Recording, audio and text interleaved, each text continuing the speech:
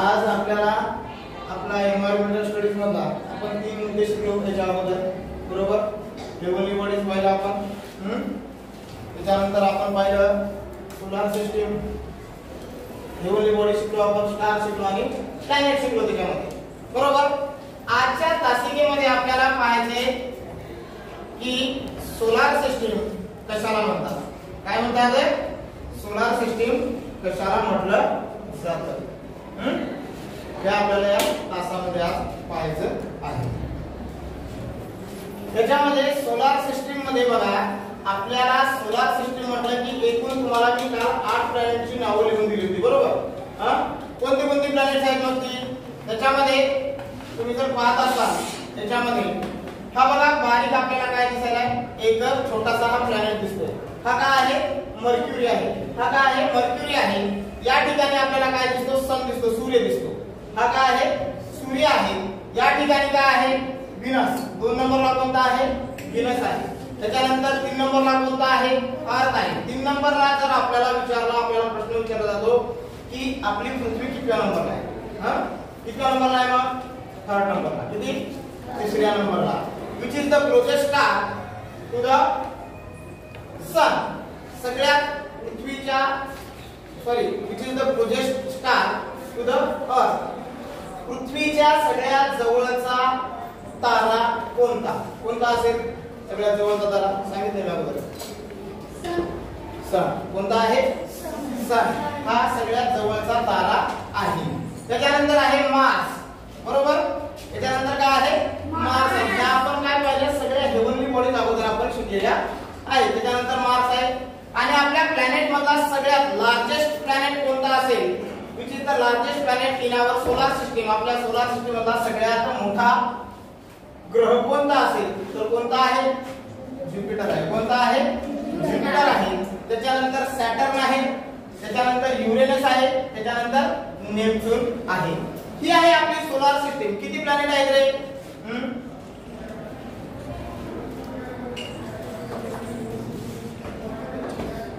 किती प्लॅनेट आहेत, 1, हा 2, हा 3, हा 4, हा 5, 6, 7 आणि 8, बरोबर. त्याच्यानंतर आपल्याला पाहायचे समोर आपल्याला सगळे हेवनली बॉडीज पाहिजे. हेवनली बॉडीज म्हणजे या अवकाशामध्ये, आता हे पूर्ण काळं दिसायला आपल्याला हे काय आहे, पूर्णतः अवकाश आहे. हे काय आहे, पूर्णतः अवकाश आहे. या अवकाशामध्ये असणाऱ्या ह्या काय, या सगळ्याच्या सगळ्या हेवनली बॉडीज आहेत. त्या हेवनली बॉडीज आपल्याला काय करायच्या आहेत, आपल्याला ह्या शिकायच्या आहेत. याच्यामध्ये काय असा एक मार्स आणि ज्युपिटर, याच्यामध्ये एक ऍस्ट्रॉइड बेल्ट आहे. काय आहे, ऍस्ट्रॉइड बेल्ट. जसं आपल्याला डोंगरावर दगड दिसतात की नाही, तशा प्रकारचे इतर फिरणाऱ्या काही खगोलीय वस्तू आहेत, अशा गोलाकार. एक बेल्टच आहे अशी इथून फिरणारी, या ठिकाणावर फिरणारी एक बेल्ट आहे, बरोबर. आणि याच्यानंतर सगळ्यात शेवटचा जर तुम्ही प्लॅनेट पाहत असाल तर या ठिकाणी काय आहे, प्लुटो आहे. त्याला आपण प्लॅनेट न म्हणता काय म्हणतो, डॉर्क प्लॅनेट म्हणतो. काय म्हणतो, डॉर्क प्लॅनेट असं त्याला म्हटलं जातं. काय म्हटलं जातं, डॉर्क प्लॅनेट, बटू ग्रह असं त्याला म्हटलं जातं. आजच्या तासामध्ये फक्त आपल्याला किती शिकायच्या, 2च गोष्टी शिकायच्या. एक म्हणजे रिव्होल्यूशन कसं करतात प्लॅनेट. प्लॅनेट कोणाभोवती रिव्होल्यूशन करतात, कोणाभोवती, सूर्याभोवती करतात. मग ते कसं करतात, एकमेकांची त्यांची फिरत असताना टक्कर का होत नाही, बरोबर. एकमेकांची त्यांची टक्कर का होत नाही, व्यवस्थित कसं फिरतात, बरोबर. त्यांच्या ऑर्बिट काय असतात, कोणत्या मार्गात फिरतात, ऑर्बिट कशाला म्हणायचं, हे या पाठामध्ये आपल्याला काय करायचंय, पाहायचं आहे. या 2 मुद्दे आपल्याला याच्यामध्ये बघायचे आहेत. कळलं इथपर्यंत, चला त्याच्यानंतर पाहूयात आपण.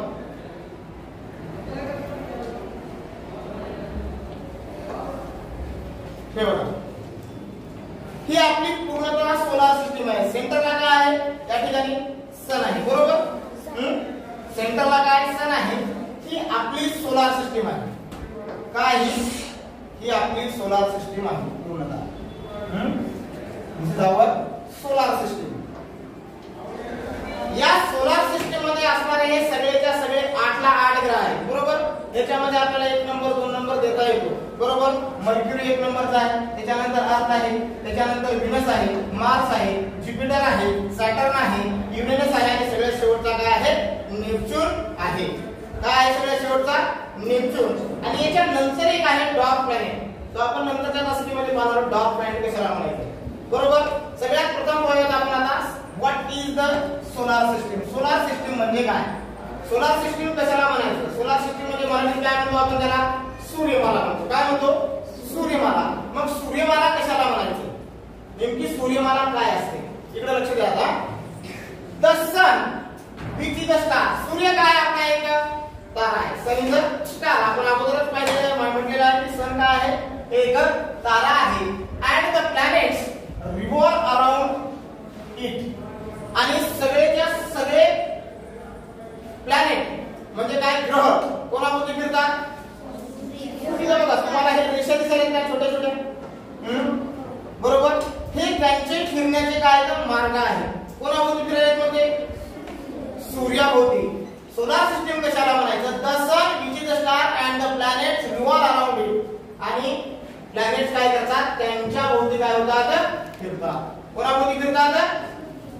सूर्याभोवती फिरतात. आणि या सर्वांना एकत्रितपणे काय म्हटलं जातं? सोलार सिस्टीम असं म्हटलं जातं. आता याच्यामध्ये काय काय आलं? सूर्य आला प्लॅनेट मध्ये, सोलार सिस्टीम मध्ये सूर्य आला. त्याच्यानंतर काय आलं? प्लॅनेट आले. बरोबर. आणि ते कोणाभोवती फिरतात? सूर्याभोवती फिरतात. यांना एकत्रितपणे काय म्हटलं जातं? सोलार सिस्टीम असं म्हटलं जातं. काय म्हटलं जातं एकत्रितपणे? सोलार सिस्टीम असं म्हटलं जातं. लक्षात राहील. कळाले सोलार सिस्टीम कशाला म्हणायचं? आता सोलार सिस्टीम कशा कशापासून बनलेली असते बघा.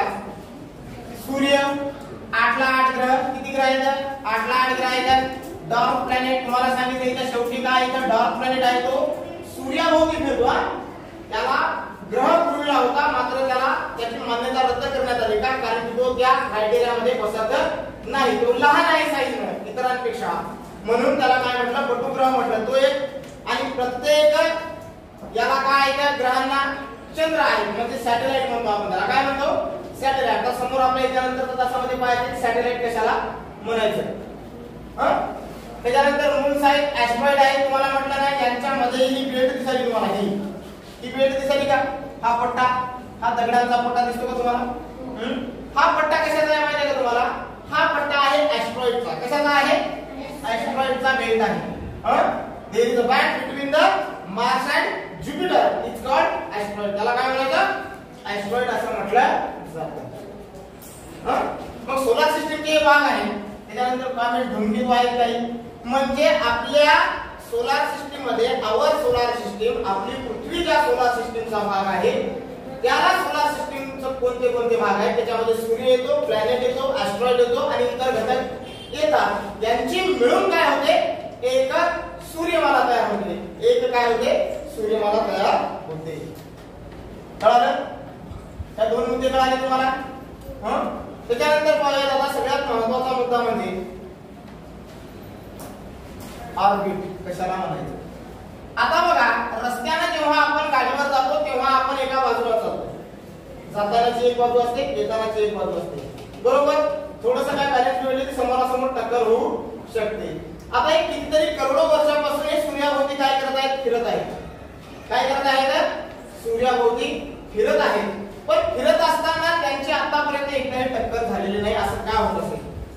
यांच्या प्रत्येकामध्ये एक फोर्स असतो बघा. ग्रॅव्हिटेशन माहिती आहे तुम्हाला? Force of gravity. सूर्याकडे ग्रॅव्हिटी आहे आणि प्रत्येक each and every planet has a gravitational force. प्रत्येकाकडे काय आहे? ग्रॅव्हिटेशनल फोर्स आहे.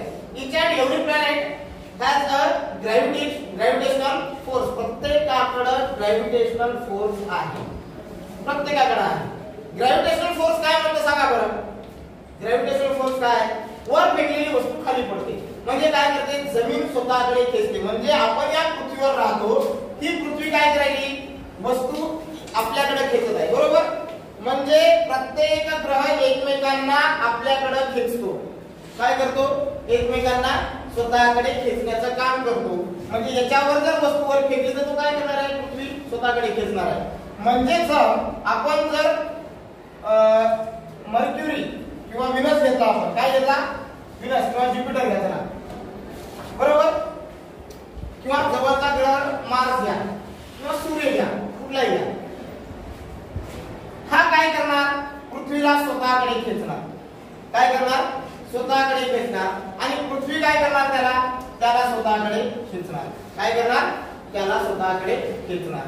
रबर जर दोन्हीकडून ताणलं, एक टोक तुम्ही धरलं, एक टोक मी धरलं, एक टोक तुम्ही ओढलं, काय होईल, दोन्ही टोक एकमेकांच्या जवळ असतील का, एकमेकांपासून काय जातील, दूर जातील, लांब जातील. मग हाही स्वतःला खेचत आहे, हाही स्वतःला याला खेचत आहे तिकडं. मग त्यामुळे काय होतं, ते एकमेकांपासून ऑटोमॅटिकली काय राहतात, दूर होतात. काय होतात, दूर होतात. कळलं, कळलं का. चला पुढे बघू आपण आता ऑर्बिट कशाला म्हणायचं.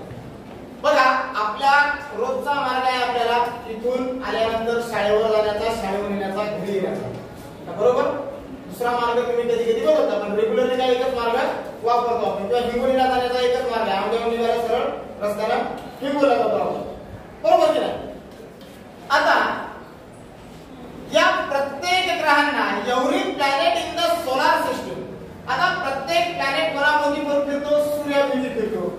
Every planet in the solar system revolves around the sun, revolves around the sun. कोणाभोवती फिरतात, सूर्याभोवती फिरतात. कसे फिरतात, अलॉंग अ स्पेसिफिक पाथ.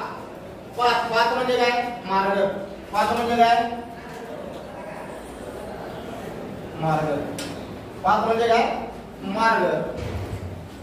जे ग्रह सूर्याभोवती फिरत असताना, कोणाभोवती फिरत असताना, सूर्याभोवती फिरत असताना, ते revolve around the sun in the specific path.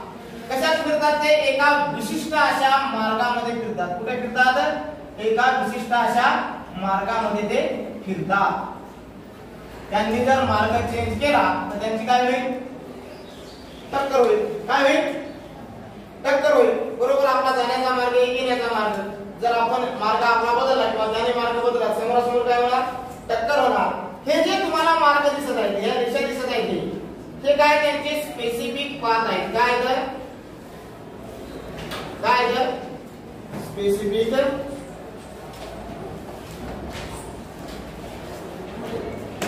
काय तर स्पेसिफिक पाथ आहे त्यांचे. कोणाचे, प्लॅनेटचे. त्यांना फिरण्यासाठी एक विशिष्ट असा मार्ग आहे. बघा प्रत्येकाला एक एक मार्ग आहे का, प्रत्येकाला एक एक मार्ग आहे का.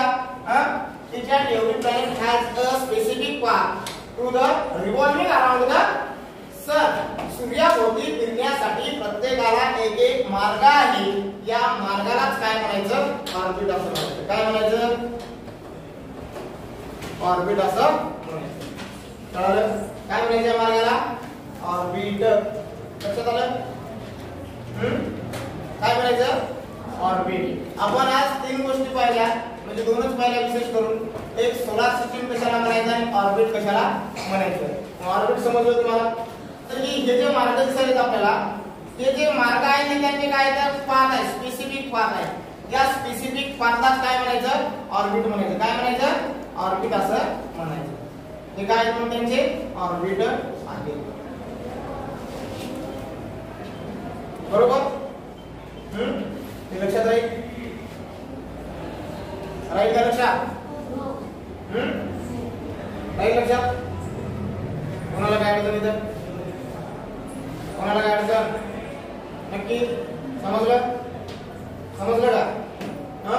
पुन्हा एकदा लक्ष द्या. आपण 2 मुद्दे पाहिले. तर सोलार सिस्टीम कशाला म्हणायचं, सोलार सिस्टीम म्हणजे काय, सूर्य, सूर्याभोवती फिरणारे सगळे ग्रह, त्यांना एकत्रितपणे काय म्हणायचं, सोलार सिस्टीम म्हणायचं. तुमच्या पुढे जेवढं चित्र आहे तेवढं चित्र काय आहे, सोलार सिस्टीमचं आहे. कसं चित्र आहे, सोलार सिस्टीमचं चित्र आहे. लक्षात राहील.